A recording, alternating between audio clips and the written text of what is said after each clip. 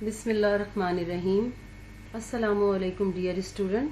This is Pakistan Studies grade 9. The name of the chapter is Ideological Basis of Pakistan. Dear student, let's have a glance on the topic of second online lecture before starting our third lecture. The chapter was Ideological Basis of Pakistan, and the previous topics were meaning of the ideology of Pakistan, definition of the ideology of Pakistan, basis of the ideology of Pakistan. Now this is our third online lecture, and this lecture covered the following topics: economic deprivation of the Muslims in India, two nation theory, origin, evolution and explication, ideology of Pakistan and अल्लामा इकबाल. अब हमारे जो ये topics हैं जो हमने इस lecture में पढ़ने हैं वो हिंदुस्तान में मुसलमानों की माशी महरूमी, दो कौमी नजरिए का आगाज, इर्तिका और वजाहत. Economic deprivation of the Muslims in India. After the War of Independence 1857, Muslims of India, they were oppressed very badly. Muslims of India declared responsible for the war against British. They were target of anger of British. In short, Muslims suffered a lot and faced serious consequences in the following ways. Number one, out of job. Dismissed from all government jobs, especially from army. Shut the doors for further employment. Hindus were given jobs out of merit and justice. And number 2 point is out of properties. Muslims properties were confiscated, छीन ली गई उनसे, and Muslim properties were allotted to non-Muslim. Owner became tenant. In the words of Sir Syed Ahmad Khan, no calamity has descended from heaven that had not searched the house of the Muslims before it came down to the earth. अब हिंदुस्तान में मुसलमानों की माशी महरूमी. 1857 की जंग आज़ादी जब खत्म हुई तो मुसलमानों पर जुल्म सितम के पहाड़ टूट पड़े. अगरचा हिंदुओं ने भी इस जंग में मुसलमानों का साथ दिया था, लेकिन वो मुसलमानों को तमाम कार्रवाई का जिम्मेदार करार दे रहे थे और खुद बरीउ जमान हो गए. मुस्लिम कौम जेरे अताब आई और उन्हें संगीन नताइज भुगतने पड़े. नंबर 1 पॉइंट क्या है जो इसके नतीजे में उन्हें भुगतना पड़ा? अंग्रेजों ने तासुब और मुस्लिम दुश्मनी के जज्बे के तहत मुसलमानों को सरकारी मुलाजमतों, खसूसन फौज से निकाल दिया. इन पर सरकारी मुलाजमत के दरवाजे बंद कर दिए और मुसलमान अपनी काबिलियत और इस्तेकाक के बावजूद कम तर अहलियत के हामिल हिंदुओं के मुकाबले में मुलाजमत से भी महरूम रखे जाते रहे. अक्सर मुसलमानों की जागीरें छीन ली गईं और इनकी जागीरें जब्त कर ली गईं और बाज मुसलमान किसानों को तो जमीन से भी बेदखल कर दिया गया, यानी उनकी जागीरें, जमीनें गैर मुस्लिमों को बतौर इनाम दे दी गईं. मुसलमान फिर मालिक की बजाय मजारे बन गए. अब सर सैयद अहमद खान ने मुसलमानों की हालत जार का नक्शा कुछ इस तरह से खींचा कि कोई बला आसमान से ऐसी नहीं उतरी जिसने जमीन पर पहुंचने से पहले किसी मुसलमान का घर ना ढूंढा हो. यानी मुसलमान हर किस्म की आफत, मुसीबत, परेशानी और हर तरह से उनका हक जो है छीना जा रहा था. इन तमाम जो है मसाइल का वो शिकार थे, मसाइब का शिकार थे. Number 3rd point is business ruin. Muslim business ruin. To get the political support of Hindus, British gave them special business facilities. Hindus established monopoly in local trade. Monopoly means कि अजारादारी कायम की. Muslim traders suffered economic crisis. Number 4 point is British Industrial Revolution. Due to Industrial Revolution, British products were better and cheaper. These products were imported to India. This import destroyed local cottage industry. Like other nations, Muslim also suffered. Indian could not compete with modern industry. अब जो है मुसलमानों के कारोबार बंद हो गए। अंग्रेजों ने हिंदुओं को खसूसी कारोबारी मराहत और रियायतें दी और हिंदुओं ने मकामी तजारत के मैदान में अपनी अजारादारी कायम कर ली। अब बरतानिया में सनती इनकलाब के नतीजे में वहां उम्दा और सस्ता माल तैयार होने लगा और ये हुआ कि हिंदुस्तान की दूसरी अकवाम के साथ साथ मुसलमानों की घरेलू सनतें, जो कि छोटे पैमाने की सनतें थी, जिसके पैदावारी जराए जो थे तरक्की याफ्ता ना थे, वो भी तबाह हो गईं।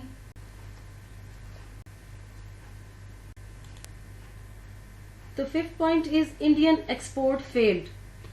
British goods could be imported to India being better and cheaper.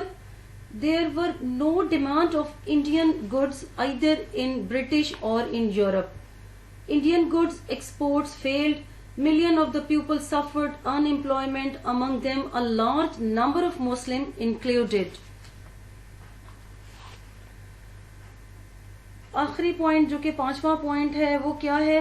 वो नुक्ता के बरतानिया की सनती अशिया तो हिंदुस्तान में आ सकती थी, लेकिन हिंदुस्तान की चीजों की खपत ना बरतानिया में थी, यानी कि ना वो बरतानिया में यूज उनका कुछ था और ना यूरोप में। हिंदुस्तान की बैरूनी तिजारत मुतासिर होने से फिर लाखों अफराद बेरोजगार हो गए, जिसमें मुसलमानों की भी कसीर तादाद शामिल थी। Now the topic is two nation theory, origin, evolution and explication. दो कौमी नजरिया, आगाज, इर्तका और वजाहत। In the subcontinent, every individual who accepted Islam associated himself with all respect, like socially and politically, to the Muslim society and state. They linked themselves to a new social system, and on these bases a separate and unique temperament of the Muslims of India formed. This unique temperament was entirely different from that of the other Indian nations. This identity formed the basis of two nation theory.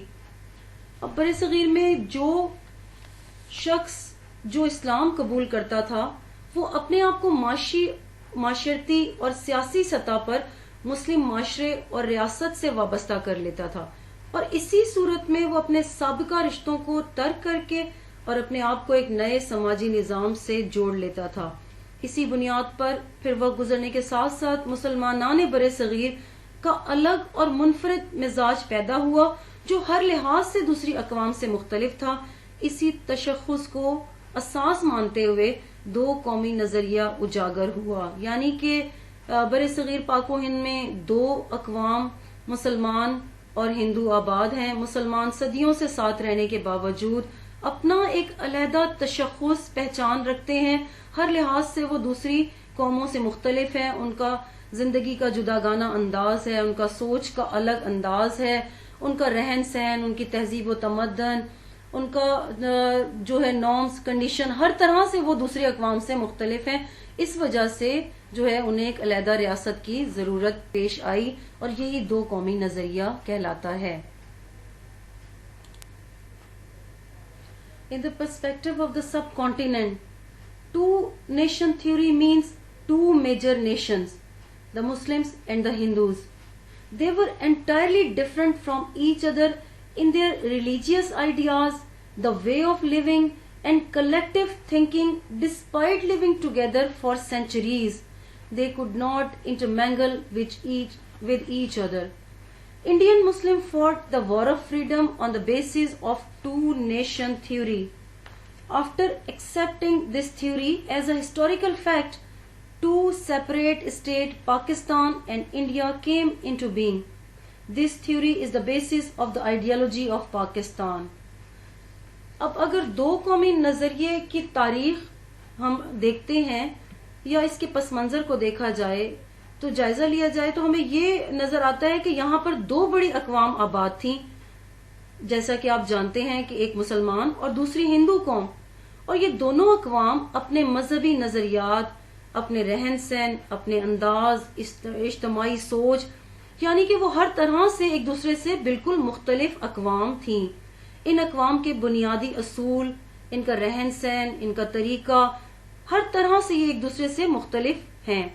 अब ये सदियां इकट्ठा रहने के बावजूद भी, यानी कि कई सेंचुरीज, कई सदियां ये इकट्ठे रहने के बावजूद एक दूसरे के साथ घुल मिल ना सके। और यही दो कौमी नजरिए की बुनियाद ही है जिस पर मुसलमान हिंद ने अपनी आजादी की जंग लड़ी।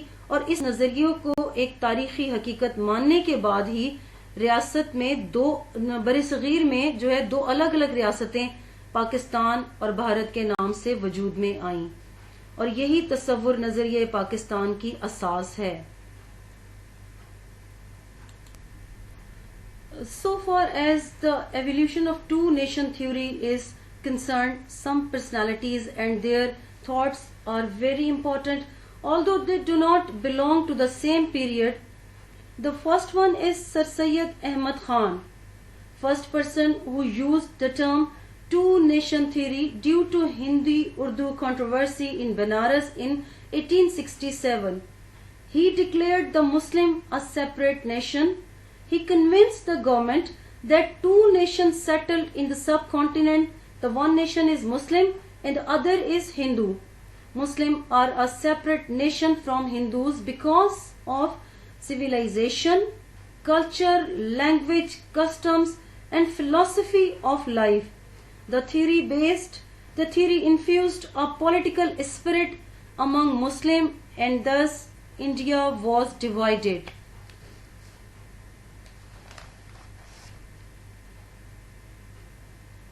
अब ऐसी शख्सियात जिन्होंने दो कौमी नजरिए के इर्तकाम में अहम किरदार अदा किया, उनके अफकार का जायजा लेते हैं, उनके अफकार पर नजर डालते हैं। बरसगीर में अगर देखा जाए तो सर सैयद अहमद खान वो सबसे पहले मुसलमान रहनुमा थे जिन्होंने मुसलमानान हिंद के लिए जो है कोशिश की और जदोजहद की, जुस्तजू की। वो 1867 में बनारस में जब उर्दू हिंदी तनाज़े की बिना पर दो कौमी नजरिए की इस्तिलाह इस्तेमाल की गई तो सर सैयद मुसलमानों को एक अलहदा कौम के तौर पे मुतारिफ कराते हुए नजर आते हैं और हुकूमत को उन्होंने ये बारवर कराया कि बरसगीर में कम से कम दो अकवाम आबाद हैं, एक मुसलमान और दूसरी हिंदू कौम। और मुसलमान हर लिहाज से एक अलहदा कौम है क्योंकि इनकी तहजीब, सकाफत, जबान, रस्म रवाज, जिंदगी का फलसफा हिंदुओं से बिल्कुल जुदा है। और इसी नजरिए ने फिर मुसलमानों में सियासी जज्बे को उभारा और उनको ऐसी क़ियादत दी जिसने तहरीक आजादी को जिला Bakshi.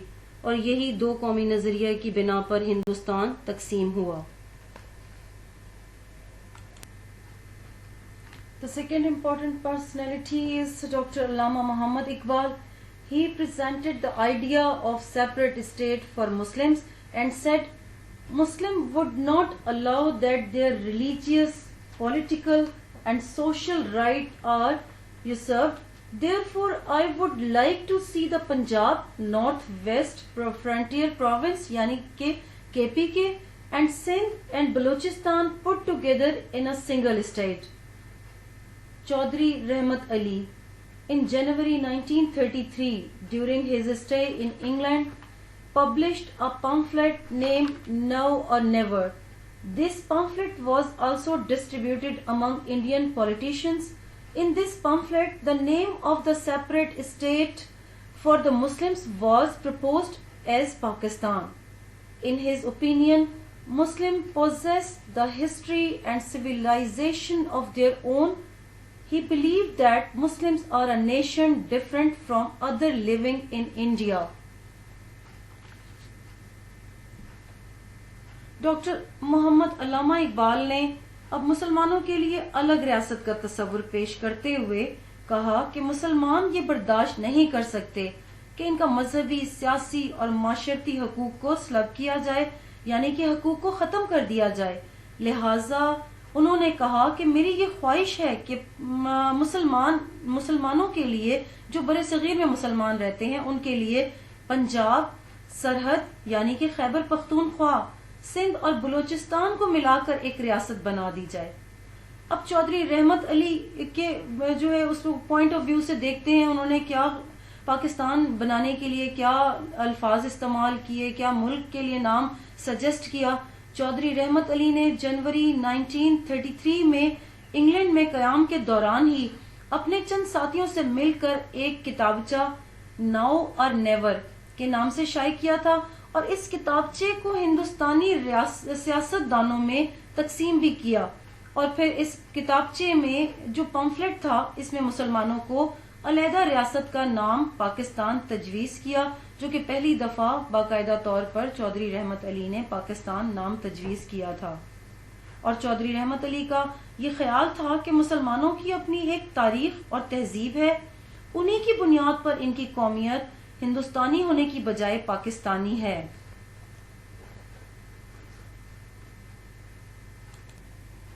Now the very important personality, Qaid Azam Muhammad Ali Jinnah, a firm advocate of two-nation theory. He gave the Muslims a status of a separate nation. He said, Muslims are a nation according to any definition of a nation, and they must have their homeland, their territory and their state. Pakistan resolution was passed on 23rd of March 1940. In his presidential address, the Qaid Azam said, the Hindus and the Muslims belong to two different religious philosophies, social customs and literatures.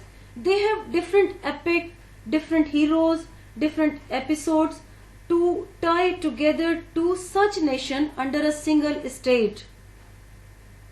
One as a numerical minority and the other as a majority must lead to growing discontent and final destruction of any fabric that may be so built for the government of such a state.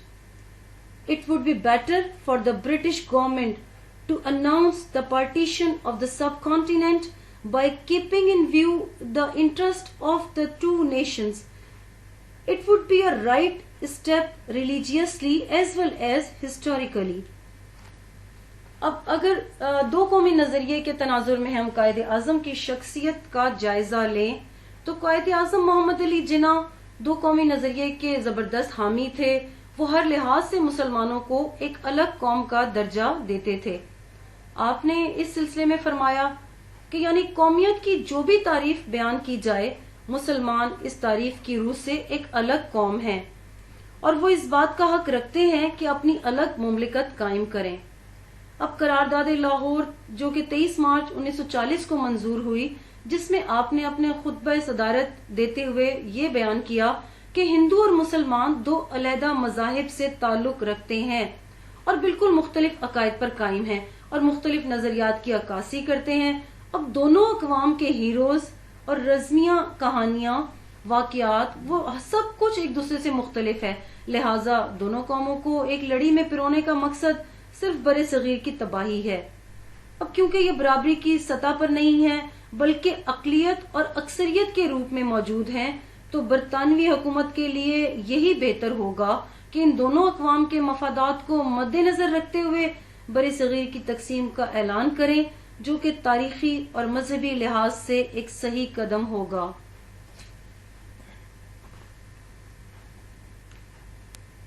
अब आपका ये तीसरा lecture जो है वो complete हो गया और आई होप कि आपको ये समझ में भी आ गया होगा, क्योंकि मैंने इसे उर्दू में भी एक्सप्लेन करने की कोशिश की है। क्योंकि पाकिस्तानी स्टडीज आपको उर्दू में भी ऑप्शन दिया गया है कि आप उर्दू में इसे पढ़ना चाहें तो उर्दू में पढ़ सकते हैं, या इंग्लिश में अगर आपको सही तरह से समझ आती है तो आप इंग्लिश में रख सकते हैं। आई होप कि अब आपको उर्दू में भी ये समझ आ गया होगा। अगर कोई इसके अलावा भी क्वेश्चन है या कोई प्रॉब्लम है या कोई भी इससे रिलेटेड जो आपका प्रॉब्लम है वो आप डिस्कस कर सकते हैं। मेहनत करें, अपना बहुत ख्याल रखें, खुश रहें। अल्लाह हाफिज।